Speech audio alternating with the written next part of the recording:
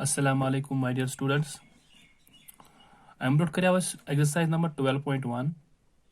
तब मैं करें सारी question. Question होता है pending. Question number 5. So homework. So easy question. Hope तो ऐसा सुकूरमत. वहीं करो no exercise start. Exercise number 12.2. It's easy exercise. Coordinate question क्या है? Find the area of a sector. अच्छी करूँ area of sector. इस लेक्चर नंबर 1 तथ मस आए मैं सारे फार्मूला क्या मैं एरिया ऑफ सेक्टर पे याद तो गो सोरे पे याद एरिया ऑफ सेक्टर बराबर कत एरिया ऑफ सेक्टर यह सारे पता तो वो यह बराबर theta divided by 360 into pi r square यह सारे याद यह area of sector of a circle with radius 6 cm. That circle आग बनाओ इस ये circle circle center O radius ओड़ा ये बराबर 6 तो जो पाई पाना sector बना हर में radius इतने ये angle that is called theta यह छोड़ दे बराबर if the angle of the sector is 60 degree यह angle छोड़ बराबर 60 degrees यह एंगल बराबर ओड़ा 60 डिग्री गो यह इजी क्वेश्चन रेडियस 6 थीटा यह 60 डिग्री ये लेख बस रेडियस सह बराबर ओड़ा 6 सेंटीमीटर्स तो इस एंगल बिटवीन इस angle of sector angle of the sector यह सह ओड़ा बराबर 60 डिग्री इस तो डिनोट कर थीटा सतन गो यह इजी क्वेश्चन वैल्यू करो इस पुट थीटा गो बराबर 60 डिवाइडेड बाय 360 इंटू पाई गो बराबर 22 divide by 7 into r means गो रेडियस ओड़े बराबर 6 गो 6 का स्क्वायर सो गो इज इक्वल टू 0 तो 0 को काट 6 1000 go 6 6 go 36 go 1 by 6 into 22 divided by 7 into 6 divided column go you herim sorry multiple benim sorry multiple go benim sorry you go herim divided denominator में कुछ 1 22 6 6 numerator में 6 7 मगर sorry का में multiples में ये multiples में तेरे हेरिम हेरिम से multiply गसान benim से multiply गसान मगर ये go हेरिम ये 6 गस काट के 6 असते गो अत के ये आंसर ये 6 गस मल्टीप्लाई 22 6 2 गो 12 1 खत कैरी 6 2 गो 12 12 तो आख carry go 13 divided by 7 1 go 7 go 132 divide by 7 centimetre 132 divide by 7 ये गो तो आंसर यहाँ हेकि तो ये आंसर तो यहाँ हेकि तो डिसमलस मज आंसर लिखित डिसमलस मज क्या 18.85 सेंटीमीटर स्क्वायर गो इजी क्वेश्चन इसमें कहीं तक कंसेप्ट यह सिर्फ एरिया फार्मूला थवन याद सेक्टर कट कड़ो एरिया ये एरिया ऑफ सेक्टर कड़ो अस गस पता एंगल ते सेक्टर सुन एंगल ते रेडियस तेल सारे को सारा एरिया कड़न गो सारे को इजी क्वेश्चन ये होप यह समझ आमुत क्या इजी क्वेश्चन क्वेश्चन नंबर 2 क्या वन क्वेश्चन नंबर 2 वन यह question number 2 one it's important solve question find the area of a quadrant छुते पाने क्या गो अगर आख सर्कल आख ये सर्कल आख सर्कल अगर 4 हिस्से बनन ये वन गई 4 quadrant first quadrant second quadrant third quadrant and fourth quadrant यह 90 अत हर का एंगल 90 90 90 यह थवन दिमागस मज गो हर का एंगल 90 अत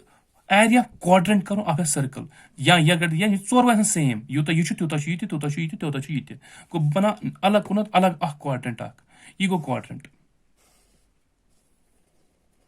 मगर एंगल यह बराबर 90 यह थवन दिमागस मज यह बराबर 90 यह सेंटर ऑफ द सर्कल यह सेंटर ऑफ द सर्कल यमो चोर मज हेकन कह क्वाड्रेंट दित गो एंगल छोड़ दित एंगल क्या area of quadrant that is called actually sector गो अम वोनमुत क्वाड्रेंट मगर एक्चुअली सेक्टर क्या क्वाड्रेंट बनान दो रेडो सतन तो आर्क सतन यह थोन खास ख्याल यह रेडस यह आर्क गो यह एक्चुअली क्वाड्रेंट तमिस गो सेक्टर इन थो शॉर्टस मज याद थवन गो क्वाड्रेंट गो सेक्टर गो एक्चुअली करो एरिया ऑफ सेक्टर न वन लिखमुत एरिया ऑफ क्वाड्रेंट गो यह चीज सेम डिफरेंट यह सेम यह गो सेक्टर मगर वन क्या मसल ये तुम एरिया ऑफ क्वाड्रेंट करो तो पी एरिया ऑफ क्वाड्रेंट कफ कर एरिया ऑफ क्वाड्रेंट सारे पता theta divided by 360 into pi r square ये थीटा ओडे बराबर 90 गो अत टेंशन कहें वन मसल आर कत अन आर कुछ जाए दित अत वन दित of a circle whose circumference is 22 centimetre अत सर्कलस सर्कमफेरेंस अगर सर्कल अत सेंटर ओ अत सर्कलस सर्कमफेरेंस गो outer boundary that's called perimeter सह बराबर पाई पानस तुम पाई 2 पाई तो आरस बराबर मगर सह ओडे बराबर इज मीनस गो इज इक्वल टू बराबर ओरे 20 गो सर्कमफेरेंस बराबर ओरे 22 मेन इंपॉर्टेंट चीज क्या करना आर क्या थीटा ऑलरेडी 90 बराबर क्या क्वाड्रेंट आर एंगल 90 डिग्री वन मसल आर कफ कर सर्कमफेरेंस बराबर 22 गो मे पाई सर्कमफेरेंस बराबर 2 पाई आर बराबर 22 गो मे कड़न वैल्यू एक्चुअली आरस वो सह गो 2 into pi that is 2 into 22 divided by 7 into r is equal to 22 is equal to 22 back चीज गई यह 2 गई दोनों मल्टीप्लाई यह बन 44 divided by 7 into r is equal to 22 is equal to 22 तो पाई डिनोमिनेटर 1 ये क्रॉस मल्टीप्लाई वो ये 44 r गई मल्टीप्लाई 1 यह बन 44 r is equal to 7 गई मल्टीप्लाई 22 सह बन कत 22 into 7 into 7 एक्चुअली आरस कड़ो वैल्यू सह गो r is equal to सह गो 22 into 7 यह गई योर डिवाइड यह 44 गई डिवाइड यह 44 गई डिवाइड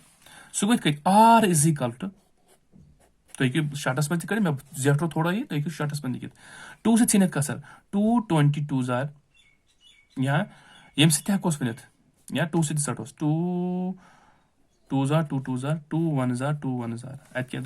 द्राव 11 into 7 divided by 22 सह गो बराबर r is equal to बे 11 1 जार 11 11 2 जार गो r द्राव वैल्यू 7 divided by 2 वो इसमें रेडियस द्राव सह द्राव बराबर 7 divided by 2 सारे सहल तुम हूँ बदल पे कर तुम 2 गो डिवाइड कर पाई थी इतनी पन मर्जी क्या करो मगर थोड़ा खुलो मे क्वेश्चन मे हो थोड़ा जेस्टस मज तुम हूँ शॉर्टस मज ती कर गो मे आर कड़न गो द्रा मे आर गो द्रा मे थीटा थीटा कत बराबर 90 डिग्री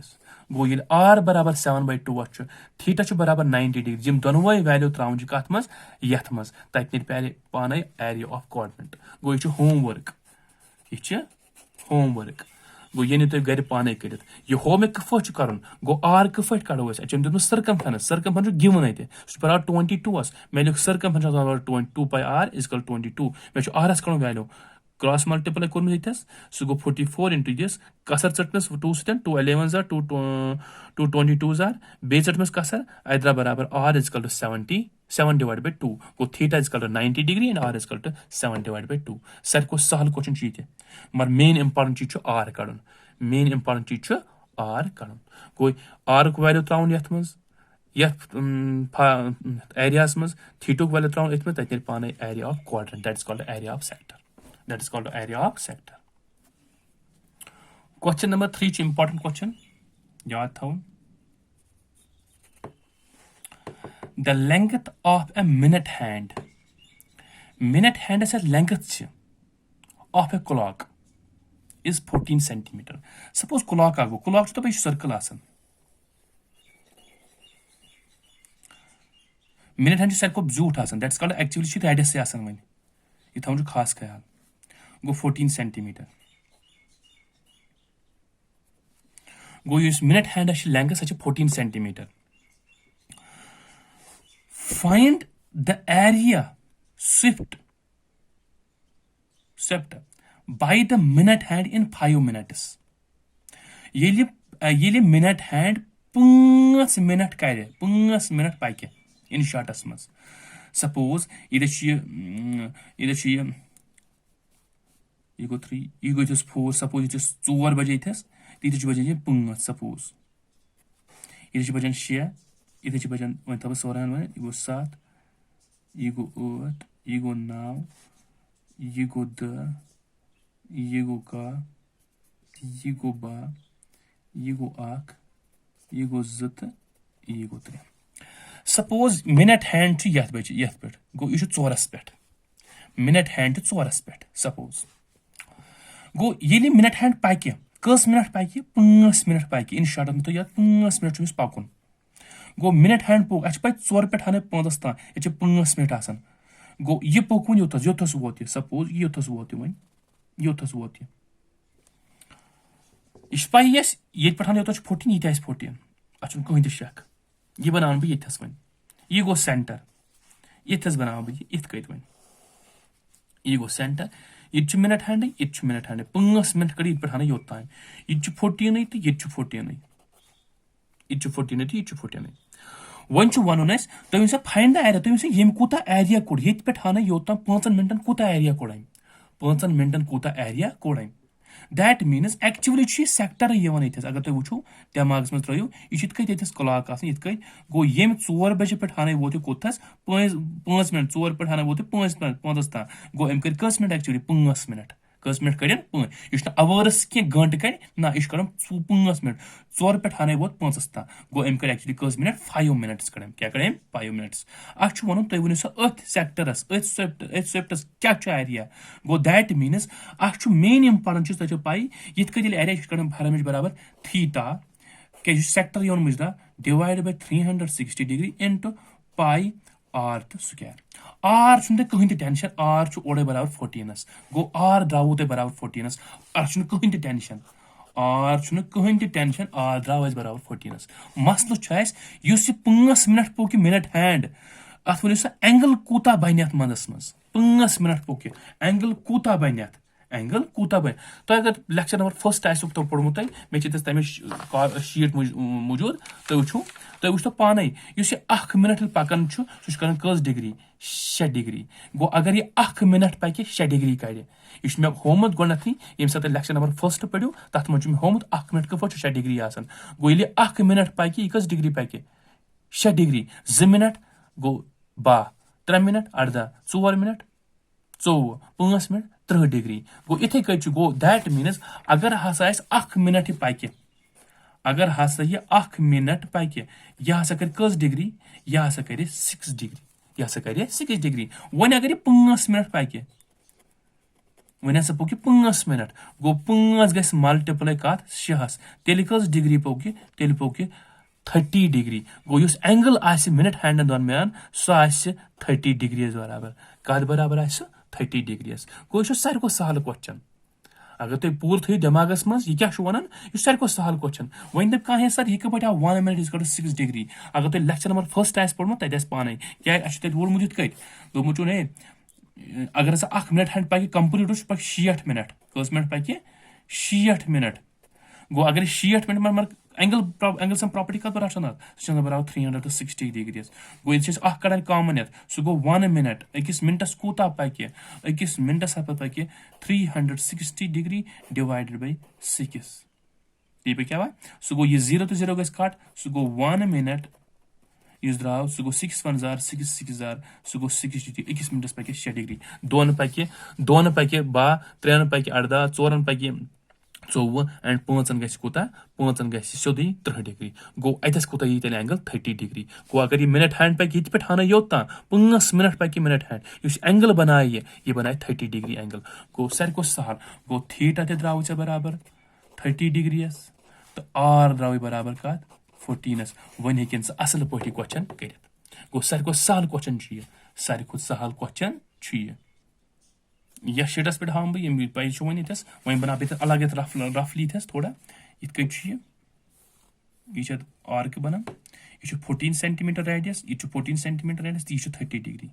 यह तुम पाई वन क्या 30 डिग्री गो अ pi length of minute hand ये लेग कत सोल्यूशन कफ length length of minute hand.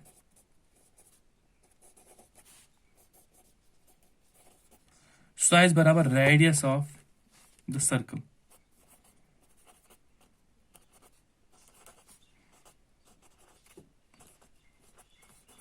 सो कोत छोड़ सह बराबर 14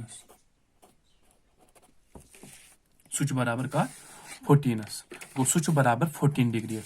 वन पढ़ सह बराबर कत 14 डिग्री गो अ पी वन एंगल अकिस मिनटस एंगल अकिस मिनटस एंगल दियर फोर 1 मिनट ब्लैक शार्टस मज 1 मिनट बराबर 6 डिग्री 1 मिनट बराबर 6 ये तब लिखित बिकॉज के बराबर क्या पी 60 मिनट यह सह बराबर 306 डिग्री गो 1 मिनट ये सह बराबर 360 डिवाइड बाय 6 सह गो बराबर 6 डिग्री मगर अस कस मिनट पकन 5 मिनट सह गो 5 मिनट सह बराबर तेल 5 into 6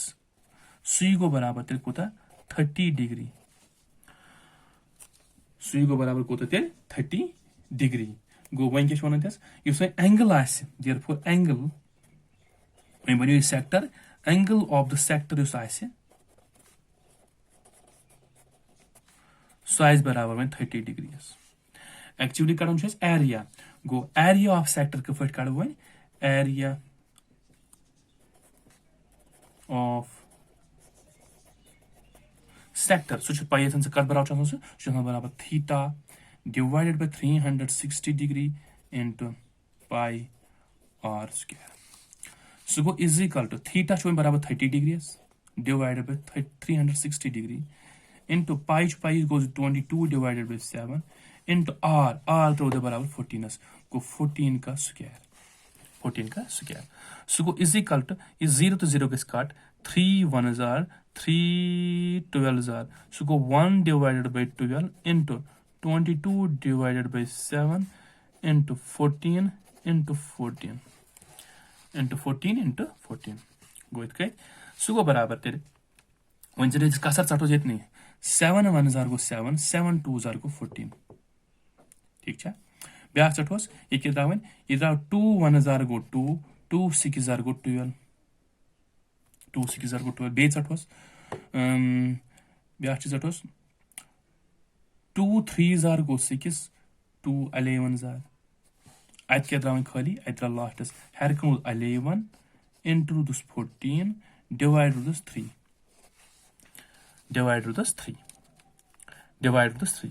when I put answer करो तो when the कहे ना बकने के तेरे 14 into 14 into 22 into 1 divided by 12 into 7 ताकि तेरे पाने आंसर मैं करूँ थोड़ा मेजर्स कसा है तो ठीक है याद when करो मल्टीपल 14 करो मल्टीपल 11 सो गो 4 plus 1 go 5 बे goes 1 divided by 3 go ये द्रावत answer go 154 divided by 3 centimeter square द्रावत आंसर अगर वन का इतके था का है fraction decimal form go 154 divided by 3 तक पाने आंसर कैलकुलेट पे तक पाने आंसर go याद थाउन गो इस क्वेश्चन करुन गो मेन इंपॉर्टेंट थीटा करुन मेन इंपॉर्टेंट कह दे ये क्या करो तुम शर्टस मज 14 into 14 into 22 into 1 divided by 12 into 7 12 into 7 वो ये आंसर वो ज़्यादातर प्रेफर करने डिवाइडस मज थवन फ्रैक्शनस मज थवन आंसर अमुक डेसिमल्स मज न कह सो गो 154 divided by 3 centimeter square ये द्राव अमुक Arya Question number 4 this is important question. A chord of a circle of radius 10 centimeter. गुणत बनाम शक्लत यह अख सर्कल अत सेंटर O सपोज chord तो पाई सारे अख लाइन सेगमेंट यह सर्कल दोन डिस्टेंट पॉइंट पर टच कर सपोज A तो B chord बनाम A chord of a circle of radius 10 centimeter. Of radius 10 centimeter. Go radius is 10 centimeter. You go 10 centimeter. Your test is 10 centimeter. Pata. Subtended at subtends a right angle at the center. Subtendus. Just angle बनावन जो center से कि ये angle that is called a 90 degree. यह 90 degree, यह 90 degree. Find the area to corresponding minor segment. Akh कड़नस area minor segments. तो बेच कड़नस area major. गोनत कड़ोस minor segments area. पात कड़ोस area major segments. Major sector. तो जो याद क्या कड़नस major sector.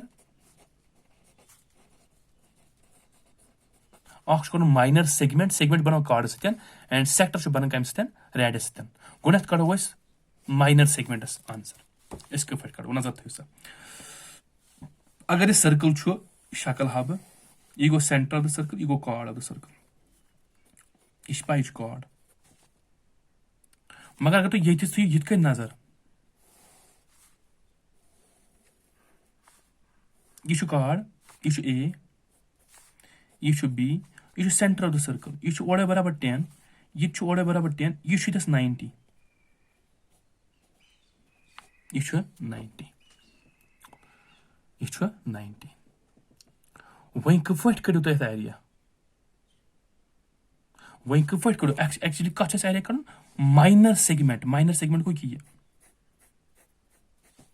माइनर सेगमेंट को ये गो तो ऐसे समझ आम अस कछ करो आंसर अस करो कि यथ आंसर माइनर सेगमेंटस कि यथान करो आंसर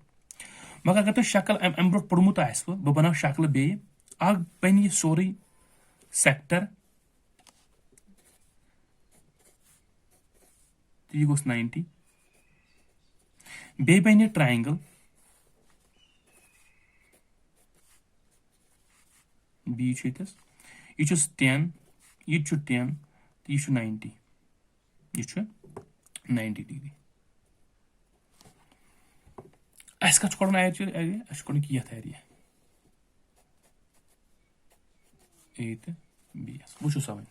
इस चीज यह बोड़ चीज अत मन चीज ट्रायंगल तो बे यहाँ गोड वो बड़स चीजस क्या एरिया अगर तुम पढ़मुत लेक्चर नंबर फर्स्ट तक तो पान यह बोड़ चीज अत मन चीज ट्रायंगल तो सेगमेंट तो गोड वो सरसी कूत एरिया तो ट्रायंगल तो सेगमेंट तो सरसी एरिया कड़ गोड कड़ एरिया ऑफ सेक्टर गो गोड कड़ फोकस एरिया ऑफ सेक्टर कड़नुक ये मे एरिया ऑफ सेक्टर नेरी मे एक्चुअली कड़न सेगमेंटस एरिया मगर पत कड़ कत एरिया ट्रायंगलस गो पत कड़ ट्रायंगलस गो सेक्टरस ये माइनस कर ट्रायंगल एरिया तेल मे कमुक एरिया तेल मे सेगमेंटुक एरिया गो बोड़ सेक्टर सोरे हन अपन ट्रायंगल तो सेक्टर सेगमेंट अत बह ट्रायंगल एरिया कम कर सह कम एरिया बन सह बन सेगमेंट दैट इज माइनस करस सह बन बराबर तेल सेगमेंटुक एरिया सह बन बराबर तेल सेगमेंटुक एरिया वो मसला सेक्टरस कफ कड़ एरिया सारे को सहल थीटा ये थव लिखित theta divided by 360 into pi r तो स्क्वायर सारे को सहल थीटा already 90 डिग्री r 10 बराबर पाई 22 divide by 7 22 divide by 7 22 divide bye ना पाया वैल्यू ओडे दितु किताब मज दोपमुन पाया दिसा वैल्यू 3.14 पाया दिसा वैल्यू 3.14 गो पाई जुतो डिवाइड बाय 7 क्या लिखित क्वेश्चनस मज पाया दिसा वैल्यू 3.14 पत कफ कर ट्रायंगलस एरिया वो सर ट्रायंगल यह एक्चुअली इत triangle actually triangle O yes थो सपोज ए तो ये थो सपोज बी यह 90 ओवस पे ये 90 डिग्री ओ बी तो 10 तो ओ ए तो 10 गो अगर तो एरिया कड़न कुछ ट्रायंगल तो पाई base into height divide by 2 तित कत क्या हाइट कफ तक फिक्र क्या परपेंडिकुलर 10 सेंटीमीटर गैस हाइट तो बेस गैस 10 सेंटीमीटर अख पाने एरिया गो गुणत कर एरिया ऑफ सेक्टर बे कर एरिया ऑफ ट्रायंगल ये एरिया ऑफ सेक्टरस कर माइनस एरिया ऑफ ट्रायंगल तेल नेर मे कमुक एरिया मे ने तेल area of segment that is called minor segment major segment ना क्या माइनर सेगमेंट लकट सेगमेंट गो सारे को सहल क्वेश्चन वो वन वहीं कफ कर गुणत कर सेक्टरस एरिया गुणत कर सेक्टरस एरिया यह सेक्टर अत नाव ओ ए बी यह सेक्टर यह 90 एंगल यह 10 तो यह 10 मकलो बे कर एरिया ऑफ ट्रायंगल तो इतने वन हेक सर्व एक मज यह 90 यह ओ यह ए तो यह बी यह 10 सेंटीमीटर यह हेकम इत कति लिखित सपोज यह हेकम इत कति लिखित तो मे गस प्रॉब्लम बह इत कति लिखित राइट ट्रायंगल यह गो ए यह गोस 90 ओस पे यह थवस बी यह गो 10 तो यह गो 10 वो सर गोडत वुच बह रेडियस क्या रेडियस बराबर 10 सेंटीमीटर्स वही से एंगल ऑफ सेक्टर क्या एंगल ऑफ द सेक्टर ओडे बराबर 90 डिग्री ठीक है base of triangle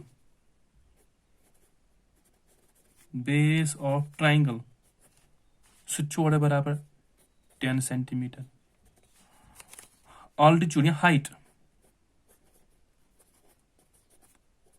of triangle ओडे बराबर 10 centimetre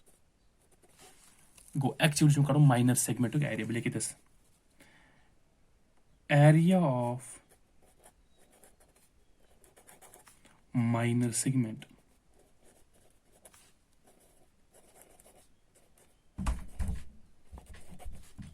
area of minor segment क्या गो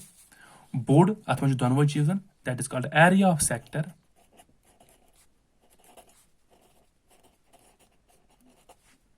minus area of triangle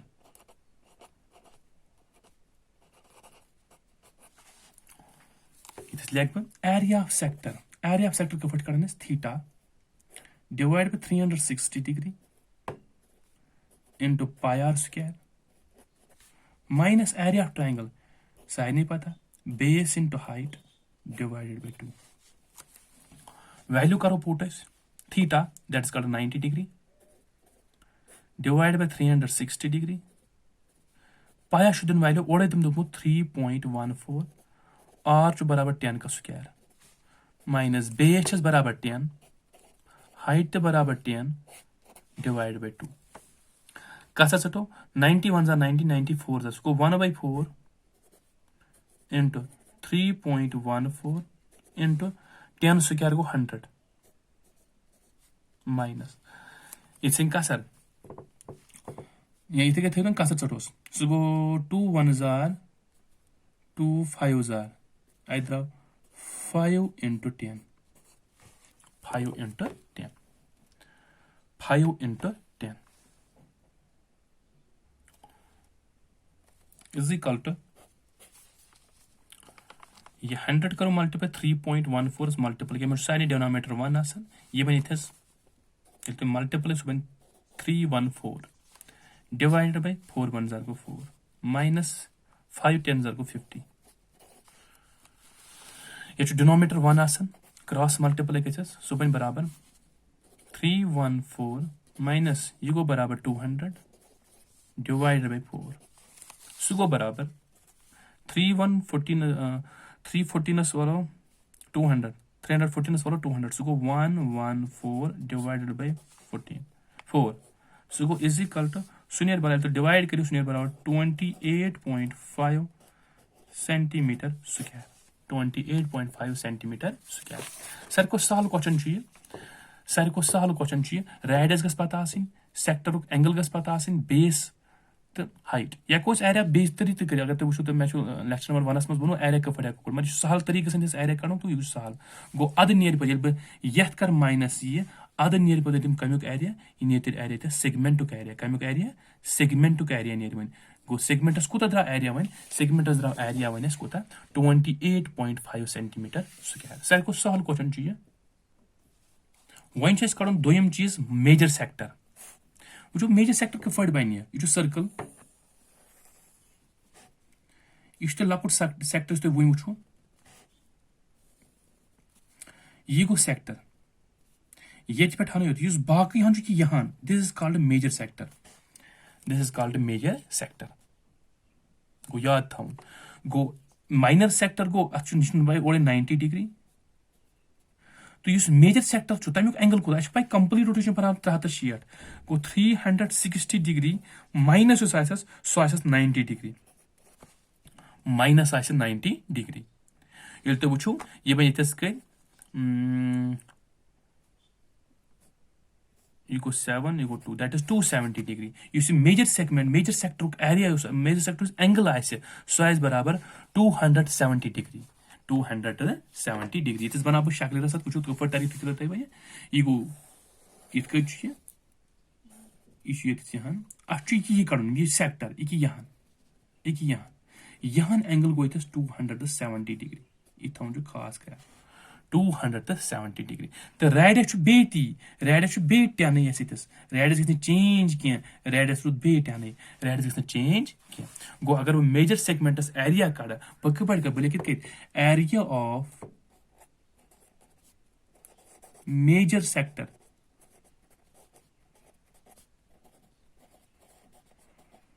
area of major sector B बराबर सोई था area should be तो क्या बराबर theta divided by 360 degree into pi r square. So go theta. मगर theta को तो देखेंगे so is बराबर 270 s 270 degree divided by 360 degree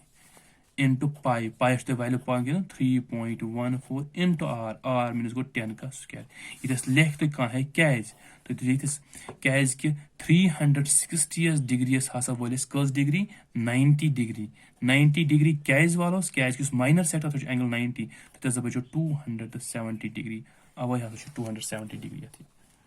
को इतने मैंने बताया सो को इज इक्वल टू ये 0 to 0 हासा किस काट सो बन 27 divided by 36 into 3.14 into ये गोल बराबर 100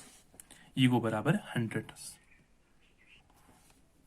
इधर 27 divided by 36 into 3.14 into 100 अथे करो इस 100 into 3.14 into 27 क्या डिनोमिनेटर 1 आसन सुगो बराबर तेरे थे